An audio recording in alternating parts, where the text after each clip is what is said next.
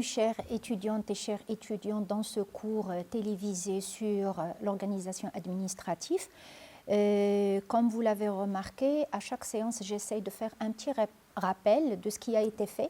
Comme ça, on peut avancer correctement au niveau de notre cours. Alors, la première séance, j'ai essayé de faire un glossaire et je crois qu'au fur et à mesure qu'on avance au niveau de notre cours, vous allez remarquer l'utilité de ce glossaire-là parce qu'on va l'utiliser comme pépinière au niveau de laquelle on va prendre les concepts et on va essayer de les mettre dans leur contexte pour leur donner plus de valeur. Alors, les séances passées, j'ai essayé de faire un chapitre préliminaire sur le glossaire des concepts techniques au niveau de l'organisation administrative. Après, je l'ai suivi par un axe sur les techniques d'organisation et du processus de l'aménagement de l'organisation administrative sur le territoire marocain. Et on a dégagé deux concepts clés, déconcentration et décentralisation. Et on a vu que le dernier point, c'est que la décentralisation est inscrite au niveau constitutionnel comme une forme territoriale d'organisation fondée sur une régionalisation avancée. Alors maintenant, je vais attaquer un nouveau axe et c'est l'administration d'État. Alors cette administration d'État, je vais essayer de traiter 3 points, c'est-à-dire il se peut que si le temps le permet, je vais les faire les 3, sinon je traiterai 2 et je laisserai un 3e point pour la séance à venir. Alors, au niveau de l'administration d'État, je vais essayer, donc cet axe-là de administration de l'État, je vais essayer de traiter les points suivants. Alors, on va faire, en ce qui concerne une administration centrale, c'est-à-dire de l'État bien entendu, il va y avoir les institutions suprêmes, et je parle ici de l'institution royale.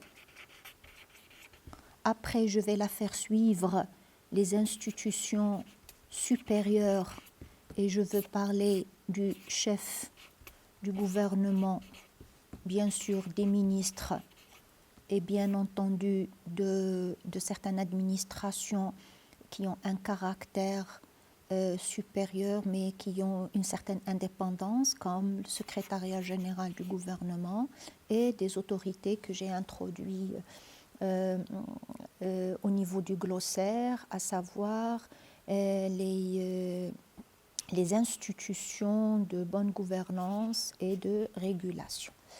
Alors, donc, voilà les points que je vais traiter au niveau de l'administration centrale et spécialement au niveau de l'administration de l'État. Et je commencerai sur le champ par l'institution royale en tant qu'institution suprême. Dans la mesure où vous avez l'article 42 qui spécifie que le roi, c'est le chef d'État et le représentant suprême de la nation. Alors, avant de commencer et de poser la question pourquoi d'abord on traite de l'institution royale, c'est pour venir à un point qui est très important. Est-ce que le roi est une autorité administrative? Donc, on va laisser cette question ici et on va la vérifier. C'est très important de poser les questions. Donc, est-ce que le roi est une autorité administrative? Alors, avant de répondre à cette question, j'aimerais bien vérifier avec vous un point qui est très important, à savoir, lorsque je veux parler d'une administration, quelle que soit la nature de cette administration, aussi bien au niveau c'est-à-dire le secteur privé, comme le secteur public, parce qu'on partage le même concept. Qu'est-ce qu'elle a comme pouvoir, cette administration? Cette administration préside. Oui, elle a un président ou un directeur général. Cette administration nomme. Cette administration, elle a l'initiative. Et cette administration a un pouvoir disciplinaire. Pourquoi? Parce qu'il y a la hiérarchie du directeur jusqu'à le subalterne, donc automatiquement, elle exerce un pouvoir disciplinaire. Alors, essayons de prendre l'ensemble de ces éléments-là et l'appliquer à l'administration, c'est-à-dire l'institution royale, pour vérifier est-ce que effectivement le roi c'est une administration, c'est une autorité administrative ou pas. On va voir. C'est-à-dire si on se réfère à la Constitution, qui est la norme des normes, à aucun moment, la Constitution et les constitutions précédentes, c'est-à-dire les différentes expériences et révisions constitutionnelles depuis 1962. Alors, la Constitution de 1962, celle de 70, celle de 72, celle de 92, celle de 96, jusqu'à la dernière qui est de 2011, à aucun moment on a réservé une provision ou un article qui suppose que le roi, c'est une autorité administrative. Non plus, on ne l'a pas fait pour le chef de gouvernement. Idem, les deux. Alors, mais qu'est-ce qu'on a? C'est-à-dire, on va essayer de partir sur un contenu sans qualification. Il n'y a pas la qualification d'autorité administrative, mais on a le contenu de l'ensemble de ces éléments-là. Et on commence. Est-ce que le roi préside? Oui, le roi préside. Qu'est-ce qu'il préside? Là, je vous invite, lorsque je vais expliquer, vous allez faire un petit exercice après les explications et de pouvoir prendre votre constitution, qui est un support juridique très important. Et peut-être ça va vous donner l'occasion et l'opportunité de travailler directement sur un texte juridique pour avoir l'habitude de lire directement sur un article, au lieu de prendre n'importe quel support, que ce soit un livre ou autre, et ça va être l'interprétation, ça va être la prise de notes, ça va être la position, ça va être la perspective et autres de la personne qui a effectué ce travail. Donc ça, c'est une occasion pour vous de prendre un document juridique et de travailler sur le document juridique. Ça va forger votre situation en tant que futur juriste et ça va vous permettre de élucider certains points qui peut-être ne sont pas traités dans des livres bien déterminés. Alors, travaillez directement sur le document juridique. Alors, le document juridique qu'on a, spécialement dédié à de la royauté, après mes explications, vous allez essayer de faire un petit exercice, de reprendre les explications en soulignant point par point ce que je vais expliquer maintenant. C'est-à-dire, le roi, est-ce qu'il préside? Oui, il préside et on va prendre des exemples. Est-ce que le roi nomme? Oui, le roi nomme. Est-ce qu'il a l'initiative? Oui, le roi a l'initiative. Est-ce qu'il a le pouvoir disciplinaire? Bien entendu, il a le pouvoir disciplinaire et je vais vous expliquer point par point et je vous laisse le soin de souligner de A à Z l'ensemble de ces, c'est-à-dire c'est comme l'ossature, c'est comme les fondements de toute administration et on va essayer de l'appliquer à l'institution royale et par la suite on va vérifier est-ce que ça répond à notre question ou bien on doit vérifier un autre élément pour pouvoir tirer une conclusion qui est claire et qui répond à notre question originale, c'est-à-dire est-ce que le roi est une autorité administrative? Est-ce que le roi peut être considéré comme une autorité administrative? Et si c'est le cas, il va y avoir des conséquences juridiques, bien entendu, que je vais vous expliquer ultérieurement. Alors, le roi, est-ce qu'il préside? Oui, le roi préside. Qu'est-ce qu'il préside? Il va d'abord présider, comme l'a prévu l'article 41 de la Constitution 2011, dans son article 41, le roi, qu'est-ce qu'il va présider? Le Conseil des ulama. Hein? Il va présider le Conseil des ulama. Et qu'est-ce qu'il va présider aussi? Le roi, il va... la Constitution de 2011 lui consacre le titre de chef d'État dans son article 42. Là, je vous invite à faire une chose, c'est-à-dire par rapport aux constitutions précédentes où il y avait ces deux compétences ensemble au niveau de fameux article 19 qui a fait beaucoup d'écrits et d'analyses au niveau de la compétence royale et l'institution royale. Maintenant, la Constitution de 2011 l'a scindée, ces compétences ont été scindées en deux. On a un article où on a essayé de mettre en relief que le roi, il préside le Conseil des ulama et le roi, il est le chef d'État et le représentant suprême de la nation. Article 42. Aussi, on a un autre point qui est très important, c'est que le roi, il préside le Conseil de sécurité. Le roi, il préside les phares, les forces de l'armée royale. Le roi, il préside le Conseil supérieur pouvoir judiciaire. D'accord? Donc, vous voyez très bien que la Constitution n'est pas avare au niveau de la présidence concernant l'institution royale.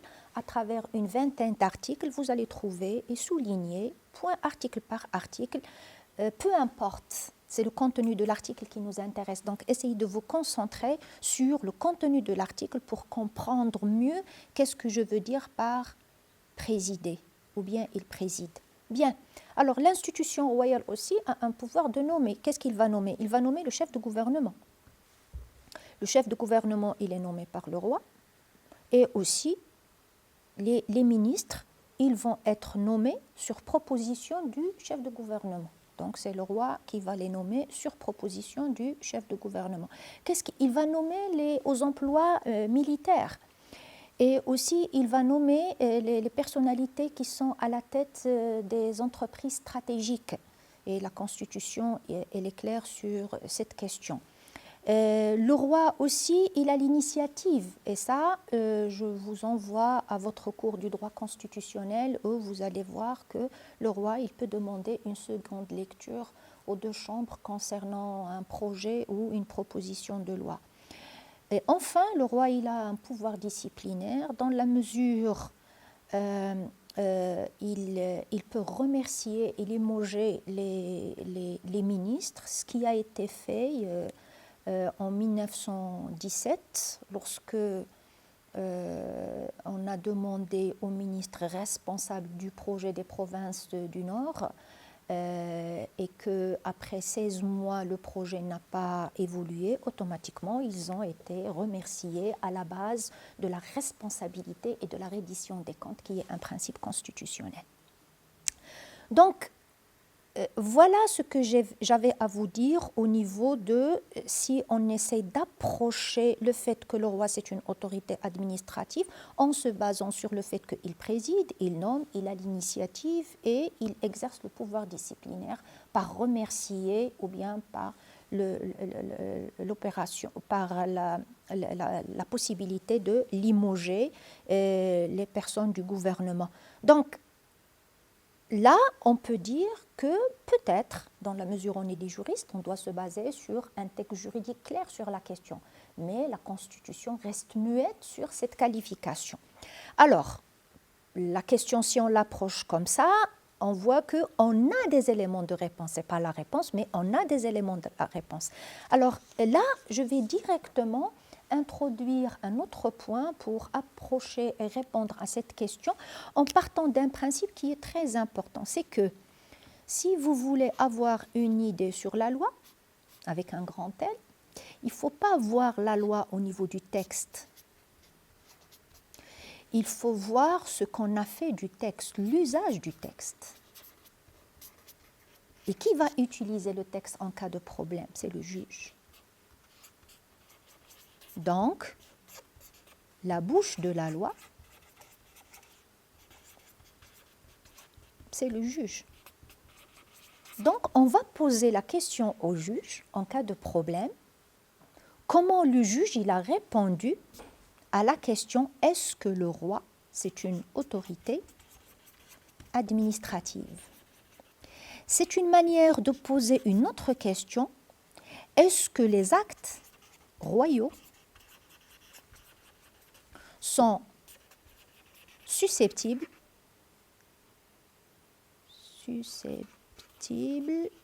d'un recours pour excès de pouvoir.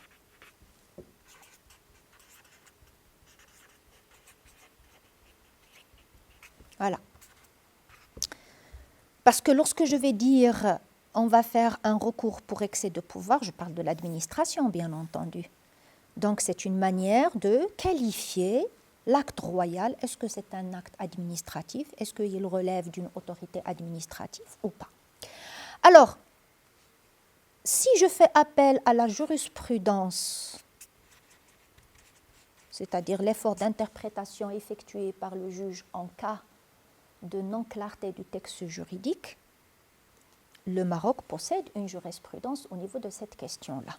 Alors, la jurisprudence, la première affaire, c'est en 1960, et c'est ce qu'on appelle l'affaire Randa. Randa, ce fut un cadi, c'est-à-dire l'équivalent de juge actuel. Le cadi, c'est une institution traditionnelle.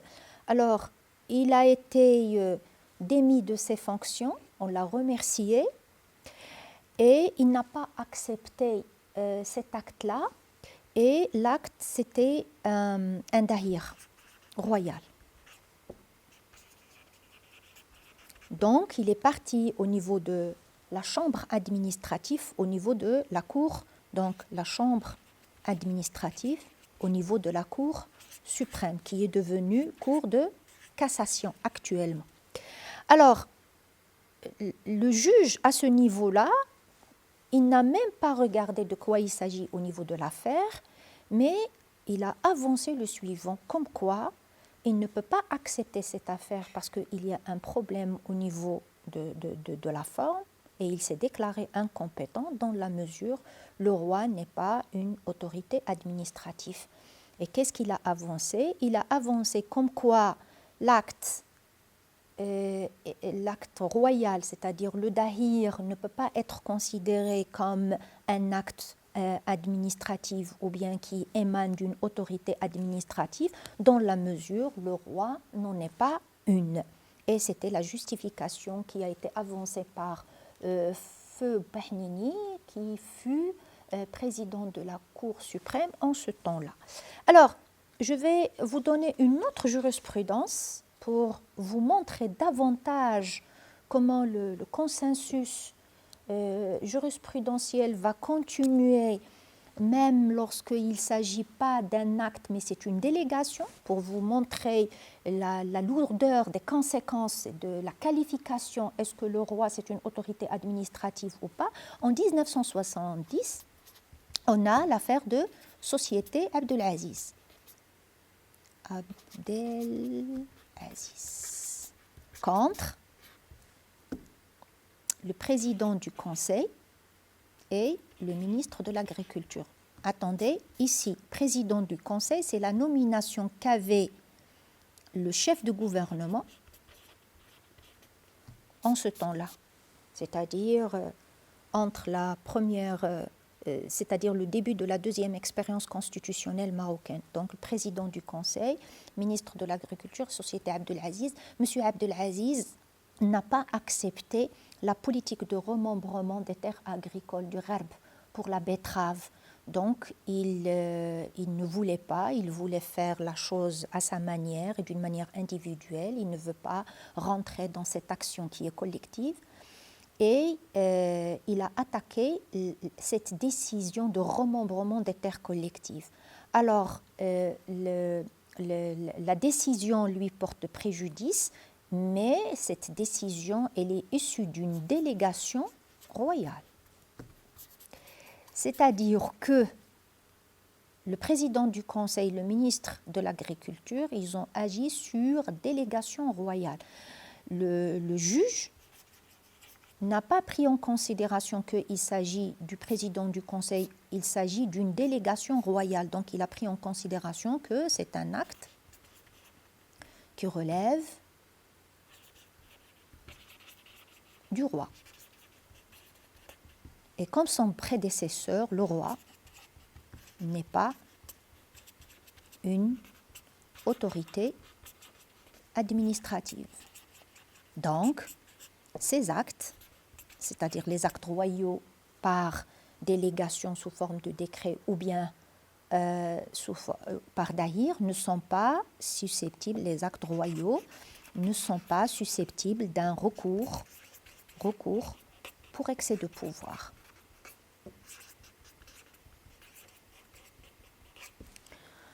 Conclusion, c'est qu'il y a un consensus jurisprudentiel sur le fait que le roi ou l'institution royale n'est pas une autorité administrative, quoique il préside, il nomme, il a l'initiative, il a le pouvoir disciplinaire, ce n'est pas une autorité administrative comme les autres autorités, et tout acte à l'encontre de sa décision sous forme de dahir sera non recevable. Pourquoi? Parce que le juge va se déclarer incompétent. Et cette jurisprudence, elle est valable jusqu'à maintenant. Une dernière affaire en 2016, où vous avez un membre de la Chambre des conseillers qui a attaqué une décision royale concernant sa nomination. Le juge, il a fait appel à l'affaire Randa en 1960 pour confirmer et rejoindre le consensus jurisprudentiel que le roi n'est pas une autorité administrative, donc les actes royaux ne sont pas susceptibles d'un recours pour excès de pouvoir. Alors, essayons maintenant de voir, pour terminer cette autorité, est-ce que le roi c'est une autorité administrative ou pas? On a vu que la jurisprudence est restée consensuelle sur le fait que le roi n'est pas une autorité administrative. Qu'en est-il de la doctrine? Alors, la doctrine, on a Michel Rousset,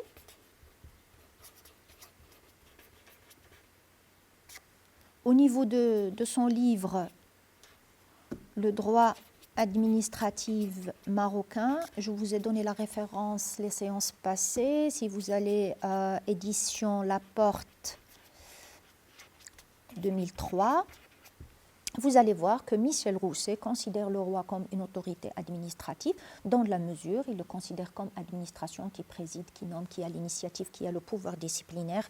Rien n'empêche à considérer le roi comme une autorité administrative et ses actes sont susceptibles d'un recours pour excès de pouvoir. La doctrine marocaine, si par exemple je prends le professeur Achirgui ou bien M. Beina, les arguments et les motivations sont différentes, mais pour arriver au fait que le roi n'est pas une autorité administrative comme les autres autorités. On fait appel au fait que le roi c'est Amir al-Mouminin. M. Beina, il fait appel au fait que c'est le pouvoir discrétionnaire du roi, donc on ne peut pas attaquer ses décisions au niveau de la justice. Le consensus au niveau doctrinal de la doctrine marocaine, la motivation est différente d'un professeur à un autre, mais la conclusion, elle est la même, c'est que le roi n'est pas une autorité administrative comme les autres. Et comme l'a dit le président de la Cour suprême, ce qui reste à faire, c'est un recours gracieux. Alors, pour finir, je vais traiter brièvement les services du roi, c'est-à-dire qui aident l'institution royale pour s'acquitter de sa mission. Donc, on a un cabinet royal qui a joué un rôle très important pendant la période 1965 jusqu'à 1971.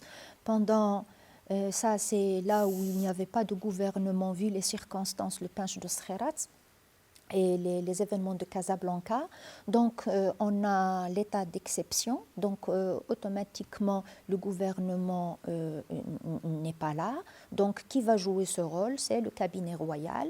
Donc, à sa tête, on a un directeur général du cabinet royal, nomination qui va disparaître en 1966 pour se suffire seulement un directeur de cabinet. Ce directeur de cabinet, il va se faire aider par des conseillers qui justifient de leur honorabilité et de leur compétence pour aider de superviser l'action de l'État que ce soit au niveau national ou au niveau international. Voilà ce que j'avais à vous dire au niveau de ce point-là, c'est-à-dire au niveau de l'institution royale. Je vous remercie de votre attention et aux séances prochaines. Merci.